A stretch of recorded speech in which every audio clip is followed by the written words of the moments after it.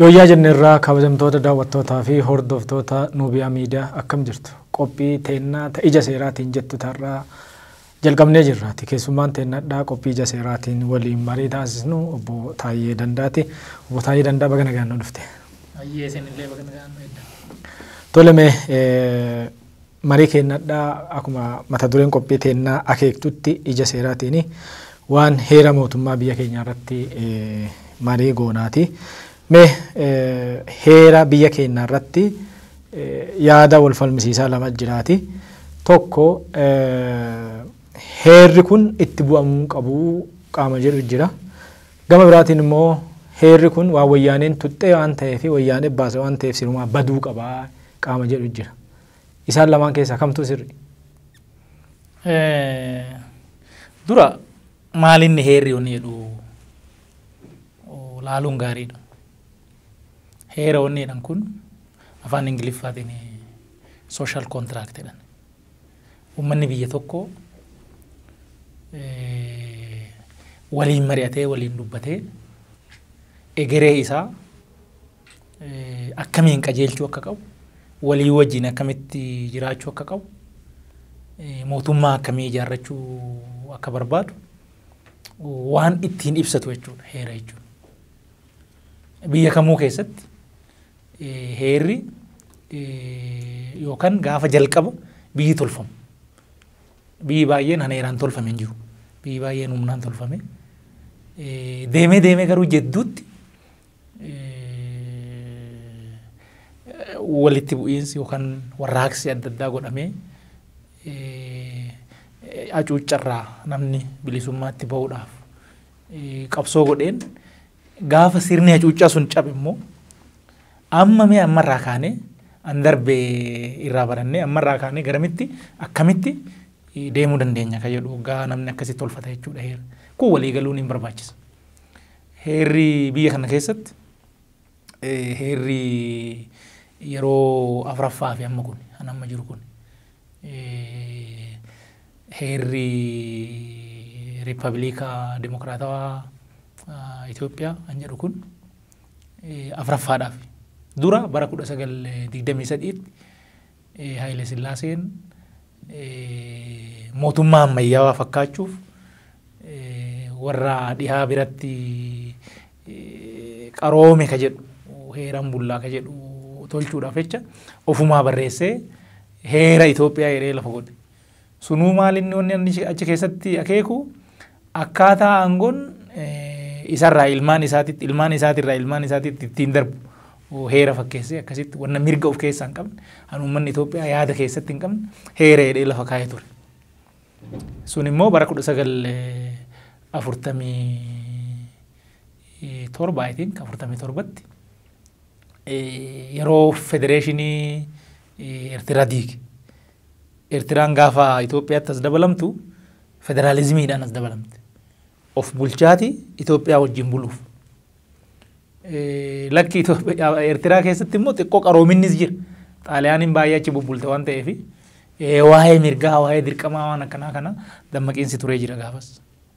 Haile Sillaasee wanni kun wanni dammaqiinsi achi keessa jiru kun bakka biraatiif trendiin taane in argisiisa waan ta'eef jedheet asumatti mammari'atanii federeeshinii san diiganii kifala hagarii tokko godhanii Eertiraa akkas dabalamtu godhanii heera immoo baasan ammas achi keessatti waan mirga namaa fakkaatu ammas waanuma duraanii san ta'ee ofumaa ka tolche jechuudha kan namni biraa irratti mari'atin ammas heera hidhee fide naanna'ee garuu Haile Sillaaseen bara 1960moota keessa hin kufne.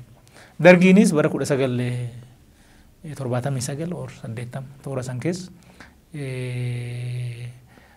ihidiriyan jedhu heera tolchee raasgazziin jedhu waan federaalizimii fakkaatu ka federaalizimiin ta'in waan akkanaa kana bakka bakkatti raasgaz astaadaar jedhee akkasitti fidee dhufe innis hin kufe naanna'ee dargiin gaafa kufu heera biyya kanaa keessatti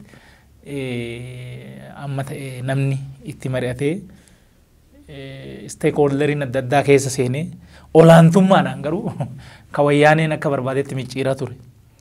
Heerri tolfamee heera san keessatti wanni mirga sabaaf sablammii mirga Dimookiraasii, mirga namoomaa, piriinsiipilii heeraa achi keessa kaa'amee heerri kun dhufe jechuudha. Naanna'ee gaafa sumarraa qabee akkaataan heerri itti tolfamee sirriidha miti.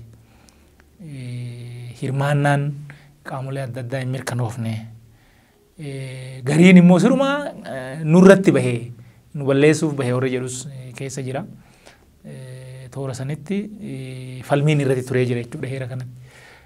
Nami gariin immoo heerri kun yeroo jalqabaatiif mirga sabaaf sablammii mirkaneesse.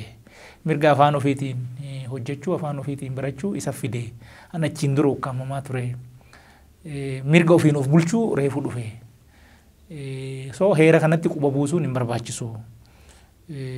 Warri jedhu jira. Deebi'ee heera kana hoo inni hin tarsa'in wayyaaneetu harkaan tuqe. Wayyaaneedhaan tolche. Amma jijjiiramni dhufee jira. Jijjiiramni kun jijjiirama jedhamuu hin danda'u yoo heerri kun tarsaafamee badee heerri biraa tolfame qofaa. Malee aga inni hin tarsa'in aga isaan bullutti warri jedhu jira jechuudha.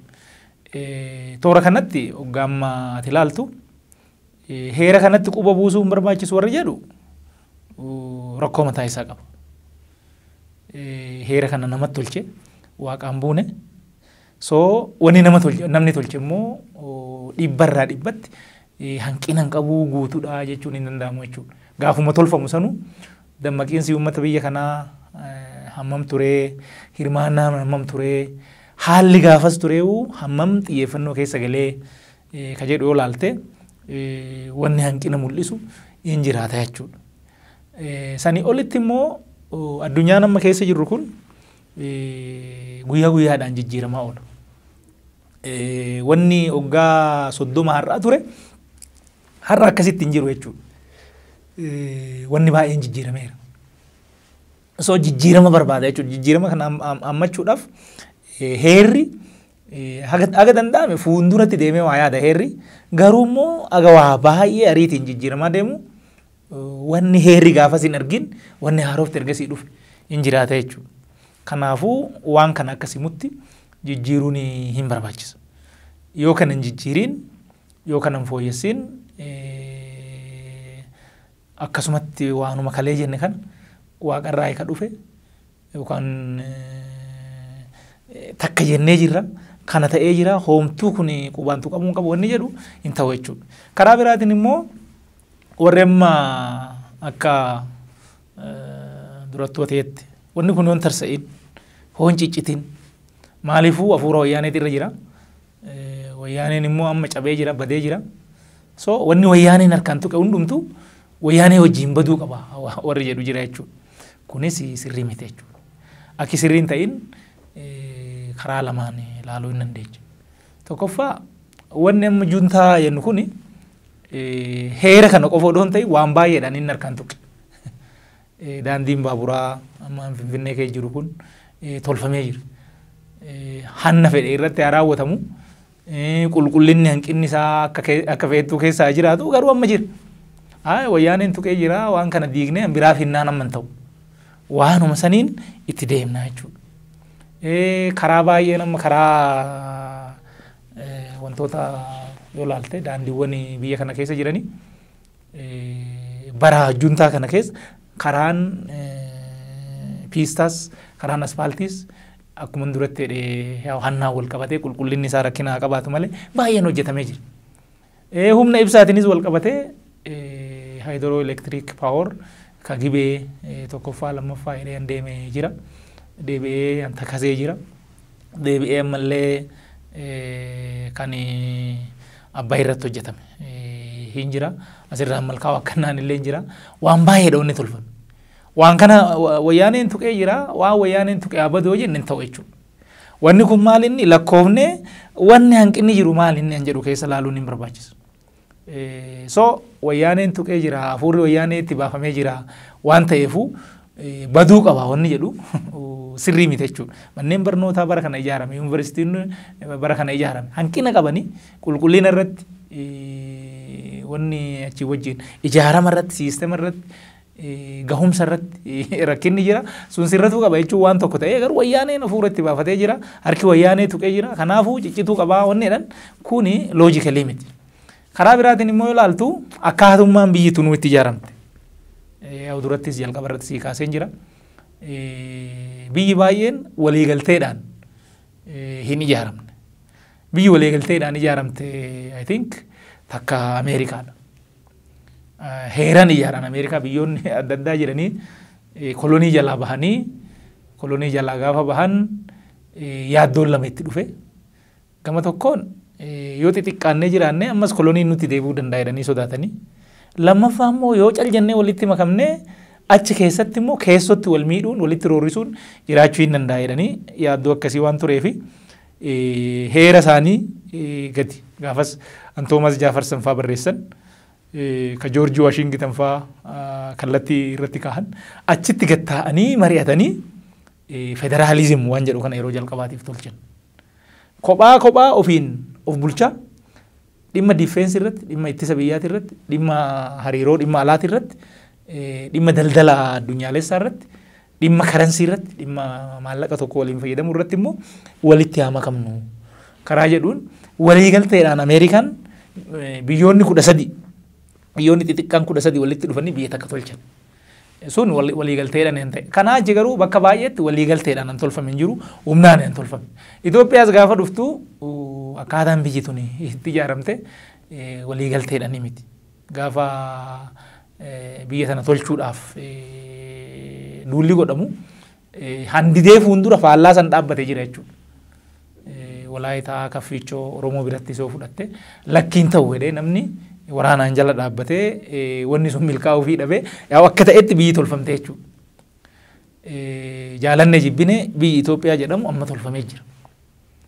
Amma warri gaafa san nuyi fedhii keenya maleedha biyyi kun hin tolfame nuyi hin hirmaanne waan nuyi hin hirmaatinii fi amma duubatti deebinee ijaarsa si tokko jennee jalqabna hoo jedhan loojikaliin ta'u jechuudha. Wanni baay'een deemamee jira waan ta'eef wanni amma ta'uu qabu maalinni waan amma irra jirru kana irra dhaabbannee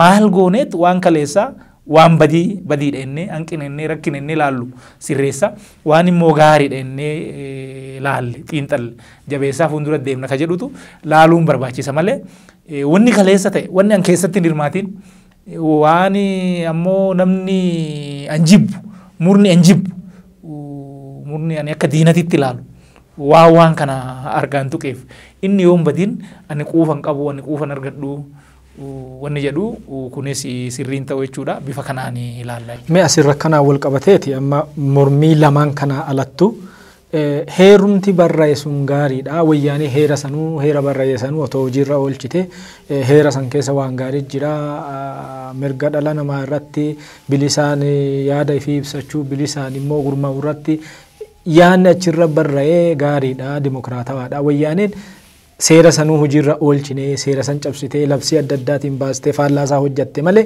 warri jedhanuu yuu jiranii mee amma yaada lamaan kana alatti yaada kan akkamiin ilaalta? Akka paartii badhaadhinaatitti waan keessa deemnee dhufne hundumaa akkasitti ilaallanu. Wanni gaariin jira, wanni haraanis jira. Wanni kun madaalaan laalamuu qabaadha.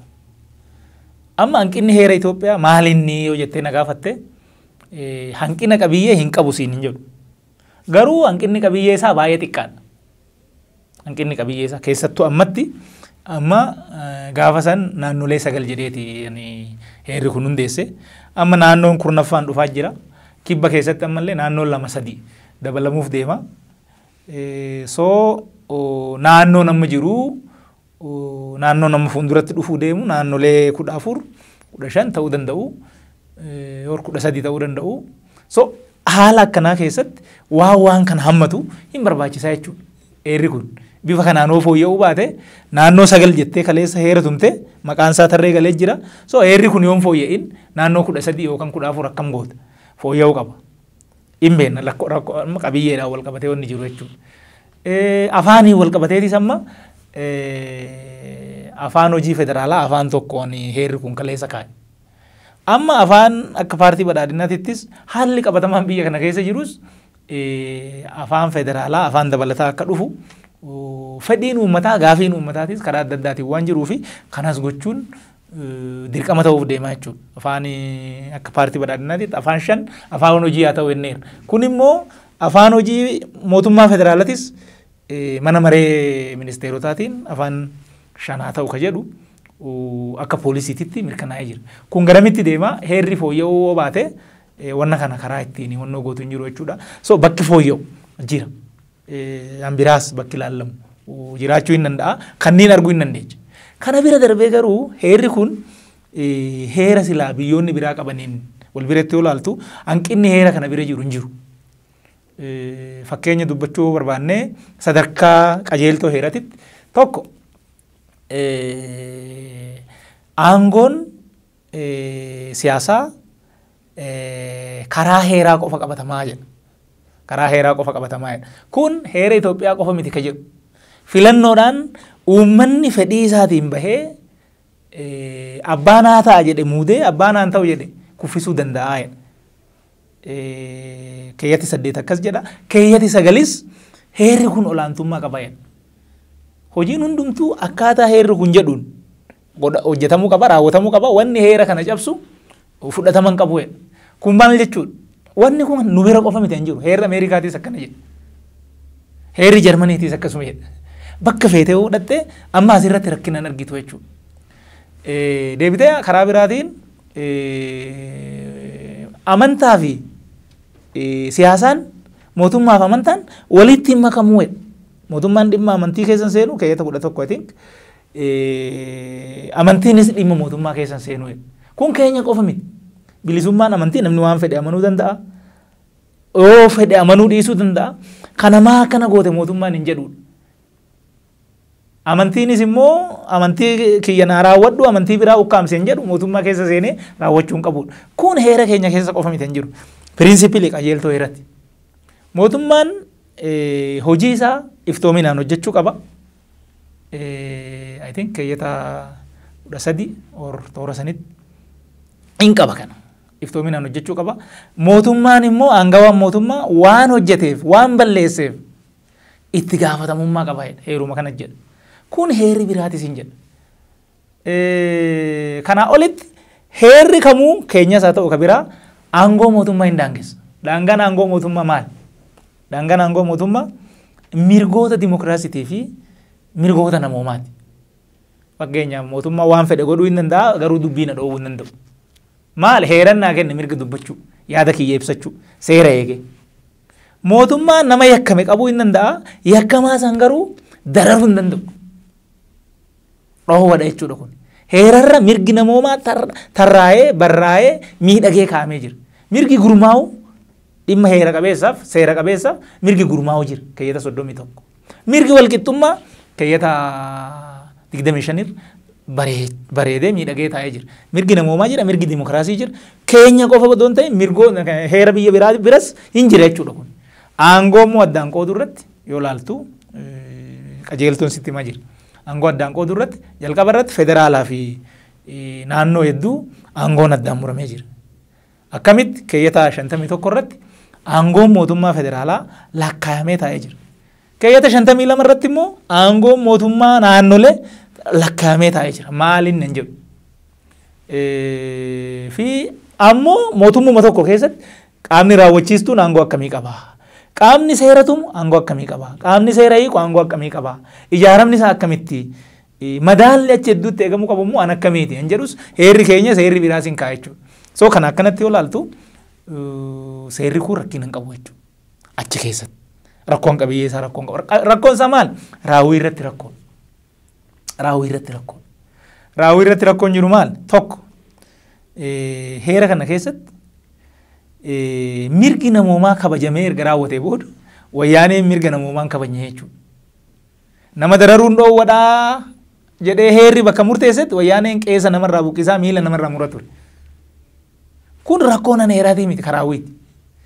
Mirga walqixxummaa keeyyata 25 irratti miidhagee erga taa'ee booda juntaan heeraa ol ta'ee waan fedhe sanyiidhaan akka fedhe gochaa ture. Saamaa ture, reebaa ture, ajjeesa ture.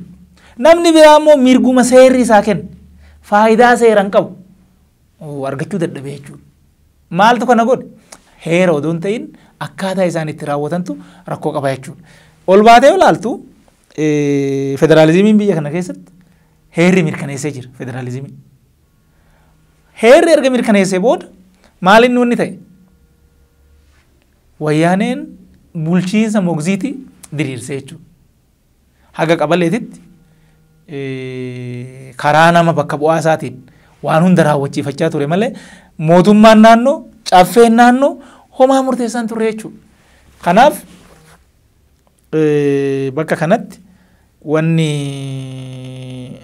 laalamuu qabu laalamuutu irra jira. Maalinni heera odoon ta'e rakkoon akkaataa itti raawwatame. Mirga ofiin of bulchuu keeyyata 52 jalatti naannoleedhaaf kenname hin kabajamu. Hin kabajamu. Mirgi gurmaa'uu keeyyata 31 jalatti kenname hin kabajamu. Mirgi yaada ofii ibsachuu keeyyata 29 jalatti kenname hin kabajamu. Kennamee jira. Garuu immoo waan mirgaa, waan bilisummaa, waan walqixxummaa yoo dubbatte shororkeessaa hidhamtaa jechuudha. Kana eenyu godhe raawwii tolche malee rakkoo heera kanaati miti jechuudha. Akka dubbii heeraan ta'in eessatti argita? As deebitee erga jijjiiramni kun dhufe maaltu ta'e? Erga jijjiiramni kun dhufe. Tokkoffaa paartileen shororkeessitoota jedhaman. An akka Gimboota Sabaatti Arbanyooch, kan akka ONLF, an akka Baa'ollee yaa deebi'ee akkasumatti itti oofuu feesa jechuu kiyya. Heeruma kana jalatti wanni sun irraa ka'ee paarlaamaan akka biyya kanatti deebi'an godhame jechuudha. Akka biyya kanatti deebi'an godhame. Dubbii heeraa odoo ta'e heerri jira beeka heeruma santu jira. Handabse maali? Labsiidhaan heerri darbe. Labsiidhaan akka fedhii wayyaanitii ta'utti heera cabsanii sila maaliin keeyyata 9 jalatti wanni heera cabsu labsii haa ta'u gocha haa ta'u dubbii haa ta'u wanni heera cabsu fudhataman qabu jedha heerri. Garuu immoo wayyaaneen akka fedhii isaatii ta'utti heera micciiree itti fayyadamaa waan tureef jara san akkas godhe achuma jalatti namni biyya kanaa baqate ihaappaa dabalate akka biyya kanatti galanii karaa nagaa poolitikaa soso'oon sochii karaa nagaa godhan achitti ta'e. Lammaffaa labsiiwwan heera kana jalatti mirga namaa sarbuudhaaf qopheeffaman. Labsii farra shororkeessummaa fudhachuu dandeecha. Inni oduma heerri kun jiru jijjiirame bilisummaan yaada ofii ibsachuu dirreen siyaasaa bal'achuu achuma jalatti dhugoome jechuudha. Labsiin miidiyaalee wanni miidiyaalee laallatu akkamitti odeeffannoo fudhatanii akkamitti odeeffannoo tamsaasan ka jedhu achuma jalatti fooyya'ee bilisummaan miidiyaa amma mirkanaa'e jechuudha. Heera kana jijjiiruun hin barbaachisu kanaaf. Maaliifuu heerri already kennee jira rakkoon raawwii isaati. Achi immoo labsii dhaabbilee miti mootummaa. Dhaabbileen miti mootummaa keessattuu warri mirga namoomatii fi dimokiraasii irratti hojjetan persentii 10 caalaa biyya alaatii irraa galii argachuu hin danda'anii hin jedhu jira. Sanuu immoo akka ofii fedhetti namni na deeggaran qofee akka gurmaa'an akka hayyama argatan gochaa ture. Akkasii miti mirgi gurmaa'uu keeyyata 31 jalatti mirkanaa'e sun namni gocha seera qabeessa kamiifuu gurmaa'uu hin danda'a. Seera qof kabajuu irra jira malee wanni biraa rakkoon hin jiru jedheet seerri sun bifa sanii sirratee amma gurmaa'insi karaa saniin itti fufee bal'inaan deemaa jira jechuudha. Namoonni gaafa wayyaaneen aangorra ture waan mirgaa dubbataniif waan barreessaniif waan falmaniif hidhaman oduma heerri kun jiru odoo heerri kun hin jijjiiramin mana hidhaatii akka bahan akka gadhiifaman godhame jechuudha. Kanaaf maalinni rakkoon eessaa jennee yoo kalaallu taate rakkoon qabiyyee hagi tokko yoo jiraates heera kanarra rakkoon jiru rakkoo raawwite jechuudha. Akkaataan itti raawwatamaa ture keeyyanni tokkichi wayyaaneen amma heerri kun qubaanuu tuqamuu hin qabu an heera maalii amma jedhan kuni akka jiru ta'ee keeyyanni tokkichi heera kana jalatti wayyaaneen kabaje. Yoo itti yaamama maqaa biyya kanaa ta'een ala wanni biraa an kabajame hin jiru jechuudha. Akkasitti kalaallamu keessisa. Mee dhugaadha.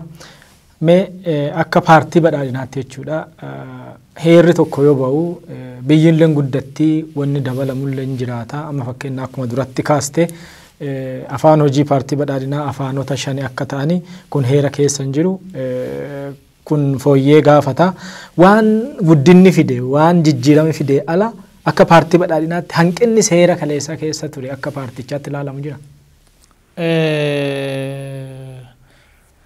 Amma toora sanitti amma gaafiin daangaa bulchiinsatii fi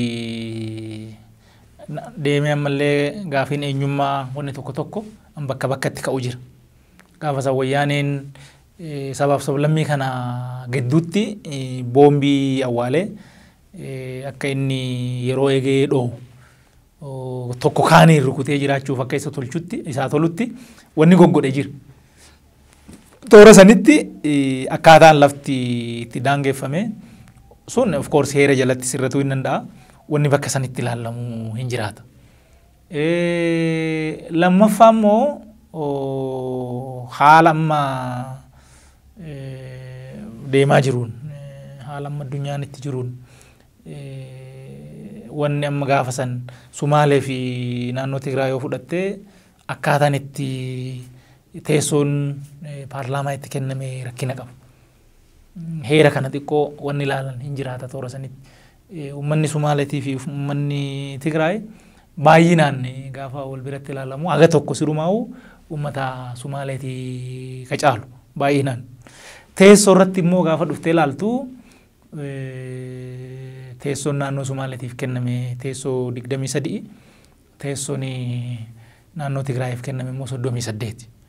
Maal inni kun yoo jettee ilaaltu wanni amma gaafa san micciirame wanni tokko tokko hin jira jechuudha. Jalqabumaa achuma irrattu wanni tokko tokko jira. DBM wanni amma toora Finfinnee kanaa wal qabatee jirus wanni silaa gaafas qajeeluu qabu kan hin qajeeliin kan amma mariidhaan itti deemamee qajeeluu qabu jiraatu tanda jalqaba irratti. Sani olitti garuu wanni amma dhawaata keessa amma dhufe waan naannolee dabalataan dhufaa jiran kanarratti deebi'ee waan afaanii wal qabatu kan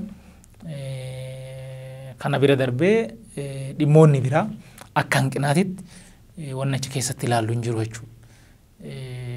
Kan ammoo jijjiirama haala guddina siyaasatiif fidee borus achi fageessinee ilaallee gaafa amma heerri kun afooyyee hooka jedhamee taate akkasiin ilaaluudha. Sani achitti akkaataan heerri itti ilaalamuu qabu akka paartii badhaadhinaatitti qajeeltoon keenya ifa. Maal inni qajeeltoon keenya? Qajeeltoon keenya ida'amuudha. Ida'amuun maal jedha? Ida'amuun yaa waan baay'ee hoo jedhes wanni sadii achi keessatti sirriitti ilaalamuu qaba. Tokkoffaa seenaa kaleessaa keessatti wanni gaariinis jira, wanni yaraanis jira ka jedhu kana sirriitti faaktiidha fudhatamuu irra jira jechuudha. Lammaffaa wanni kaleessa akka gaariitiitti tolfame abbaan feesoo tolche wanni sun duudhaadha, wanni suni qabeenya kunuunfamee jabaatee itti fufuu qaba. Wanni immoo kaleessa hanqina ta'e dogoggorri kaleessa raawwate abbaan fedhe soo raawwate deemsa boru deemnu keessatti rakkina waan ta'eefi madaa kaleessa tures fayyisuu waan barbaachisuufi dogoggorri sun immoo lakkaa'amee araarama malee sirratuu qaba ka jedhu achi keessa jira jechuudha. Sadaffaa irratti wanni ida'amuu keessa jiru nuyi kaleessanis hin jiraannu, kaleessan hin jiraannu, seenaadhaan hin jiraannu. Wanni guddaan egere waan nu fuuldura sirreessuudha. Biyya tana gara fuulduraatitti badhaadhinatti ceesisuudha. Uummata kana uummata jabaa, uummata waliigalu, uummata qaroome, uummata tokkummaa qabu, uummata badhaadhina gama hundaa qabu ijaaruudha. Ka jedhu qabna. So waan kaleessa keessa jiru hanqina ka ta'e hawaan kanaaf gufuu nutti ta'u sirreessuu qabna. Hawaan kanaaf utubaa nuu ta'u, hawaan kanaaf tumsa nuu ta'u immoo kaleessa keessa fudhannee waan har'a qabnu itti daballee boru ijaaruu qabna. Ka jedhu jechuudha. Qajeeltoon badhaadhinaa kana. So waan hundumaa karaa kana laallaa jechuudha. Amma barnoota bira gaafa dhannee akkanatti ilaalla. Imaammata barnootaa gaafa laallu wanni gaariin achi keessa jiru maal inni maal fudhannee irratti daballee deemuu dandeenya ka jedhu. Wanni hanqina qabu, wanni rakkina qabu, hankunnee gatuu qabnu immoo maal inni jedhu immoo hin laalla. Achi booda dhaloota boruu akkamitti ittiin ijaarran jedhu sanii ilaalla. Heera biyya kanaatis akkasitti ilaalla. Heerri kun tolfamee jira. Amma biyyi tun isaan jirti waan fedhe soo ta'e. Raayyaan ittisaa anamma birmadummaa biyya tanaa tiksaa jiru. Labsiin inni ittiin hundeeffame heera kanarra dhaabbateeti. Muummichi ministeeraa an biyya tana amma hoogganaa jiru waajjirri isaa han inni ittiin hundaa'e heera kanarra dhaabbateeti. Paarlaamaan amma seera nuu baasaa jiru kanarra dhaabbateeti. Instituutioniin nu qabnu hundumtuu poolisii dabalatee, mana murtii dabalatee, abbaa alangaa dabalatee, biiroowwan hundumaa dabalatee, naannolee amma jiran kan hunda dabalatee, han hundee kan irra dhaabbatanii jiran heera kanarra. Kana sirriitti fudhanna. Heerri kun waan gaggaarii, waan jajjabaa baay'ee lafa nuu kaayee jira jechuudha. Waan inni lafa kaayee kana, waan jajjabaa kana, waan cimaa kana hin jabeessinu. Hin jabeessinu. Achi keessatti immoo hanqinni mul'ate tokko hanga maraawwii duratti lakkaa'aa ture. Gama raawwitiin mirgi namooma, mirgi dimokiraasii, federaalizimiin qabatamaadhaan heerri kennee odoo jiru waan jallate san amma wanni kun akka sirratee fuulduratti dogoggorri kaleessaa sun hafe fuulduratti dhugaadhaan akka fuulduratti deemu mirgi namoomaa akka kabajamu dimokiraasiin akka dhugoomu hin hojjannaa jechuudha. An duratti ennaan afaanii wal qabatu naannoleen dabaluudhaan wal qabatu sanis bakka hanqinaati waan ta'eef hin fooyya. Akkasitti waan hanqina qabu akka sirratu waan cimina qabu waan jajjabaa immoo cimee akka itti fufu goone biyya kana keessatti heera qofa odoo hin ta'in heeraan bulu constitutionalism kan jedhu sun akka mirkanaa'u heerri nama hundaa ol pirezidaantiidhaa olis muummichaa olis ka jiru heera ta'ee namni hundumtuu waan hojjeteef itti gaafatamummaan akka dhugoomu akkuma biyyoota biraa an pirezidaantiin muummichi ministeeraa waan balleessa jedhee itti himatamu han akkasii biyya kana keessatti biyya walqixxummaan itti dhugoome han akkanaa akka mirkanaa'u hojjechaa deemna jechuudha akka badhaadhinaatitti. Meesaatiin kennas deemeedhaati daqiiqaa lama sadi keessatti mee hiree yookiin hegereen heera biyya keenyaa gara fuulduraa maal fakkaata maalidha waan jedhu. Egereen heera biyya keenyaa egeree heera biyya biraatiin garaagarummaan qabu. Heerri Ameerikaa almost waggaa 260 toora kana ta'a erga tumame garasitti dhiyaata. 260 waan akkanaa ta'a. Yeroo kana keessatti yeroo 27 fooyya'ee jira. Yeroo 27.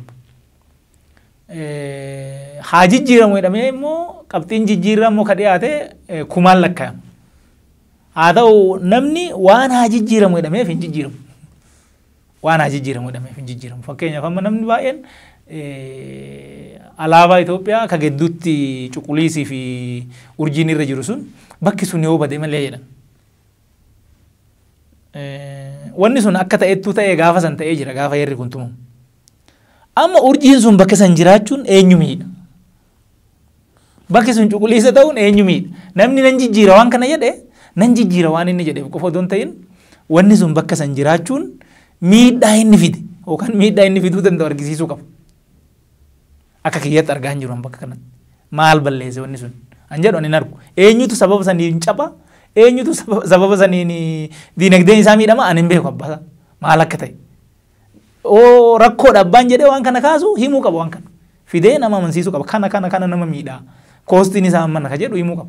Hin jijjiirra waan jenneef inni jijjiiramu hin jiru. Ammoo hin jijjiiramu inneetis hin kakannu. Maaliifuu haalli hin jijjiiramu waan ta'eef. Akkuma heera biyya biraa guyyaadha baraa gara baraatitti bu'uura isaa qabate. Ameerikaan federaalizimiidha. Biyya kana keessatti sabdaneessummaan qabatamaadha. Namuu haaluu hin danda'u.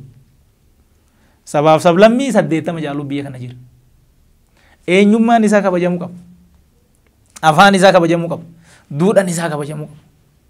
Garaagarummaan amantii hin jira biyya kana keessa. Wanni kun kabajamuu irra jira. Waan an fedhe qofti haa ta'u abbaan jedhu jiraate wanni kun yaa inuma fedha malee wanni namni fuudhuus hin jiru. Jechuun namni waggaa waan kana dhaga'ee siinuu akkana jedhanii jedhee namni boo'uun irra hin jiru beek. Yaan akkanaa namni bitu hin jiru gabaarra. Qabatamaan Itoophiyaa keessa jiru sanii miti. Waan gamaa gamanatti bahee namni dibbee rukuteef namni yaada kana bitu hin jiru. Heera kana dhawaata fooyya'aa. Waan qabatamaa waan jajjabaa haala qabatamaa biyya kana keessatti amma jiru qabatee waan jijjiirama fuulduratti dhufu immoo hammachuuf of fooyyessaa akkuma heera biyya biraa guddachaa deema jechuudha heerri biyya kana. Tole obbo Taayee Danda'a qophii ija seeraa keenya irraatiin keessummaa keenya taatee waan ibsa bal'aa waan nu laattee fi guddaa galatoomii horii bul. Hayyee ulfaadhaa isinis. Kabajamtoota daawwattootaa fi hordoftoota teennaa qophiin teennata ija seeraa jettu har'aa tanumaan hobbaate qophii biraatiin yeroo biraatti ga walitti deemnutti badhaadhaan nu tura.